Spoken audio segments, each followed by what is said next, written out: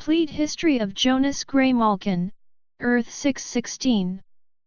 Jonas Graymalkin was born in pre-revolutionary America. At the age of 16 he was aware of the turmoil in the colonies over taxation from the British Parliament, but he did not care. Jonas was coming to terms with his own issues as he just realized he was gay. One day while meeting another boy in his family's barn, he was discovered by his father, a religious man, who believed his son to be an abomination and a spawn of the devil. Beating Jonas nearly to death, his father then sought to bury him alive in the nearby woods. This burial triggered Jonas' mutant powers, allowing him to survive some 200 years underground before being unearthed in the modern era. Jonas was able to rise from his would-be grave located under the Xavier Institute when it was blasted open by the last Sentinel attack that destroyed the school. He was greeted by Cypher, and after their meeting, the two of them observed the Cyclops imposter, Donald Pierce, training the young X-Men.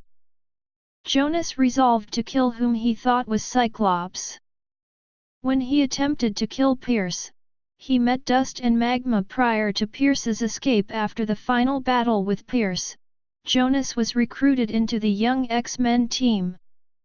After performing a genetic test, Beast discovered that Graymalkin was a collateral ancestor of Professor Charles Xavier, hence how his last name is the street that the Xavier Institute was built on.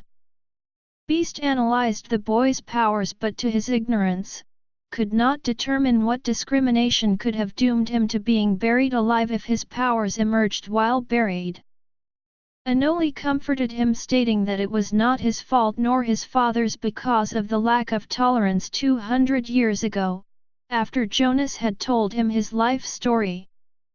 With surprising ease, he adjusted to the 21st century well. However, he was still weary of his identity as a gay man, to the point where he would not let Emma Frost read his mind for fear of how she would judge. Despite his inexperience in battle, Graymalkin continued to work as a full member of the Young X-Men. He assisted in the fight against Krakow, defeat the Y-Men, and the battle with the Neo on the Golden Gate Bridge. He formed a close friendship with Anoli, and was pivotal in integrating Cypher into the Young X-Men. He also reached out to Inc. when he was struggling with alienation from his team and the news that he was not in fact a mutant. Graymalkin was seen fighting alongside the other X-Men in San Francisco during the Skrull invasion. When anti-mutant protesters led by Simon Trask marched in San Francisco in support of Proposition X, Graymalkin and a number of other mutants were part of a pro-mutant rights mob and attempted to stall their demonstration.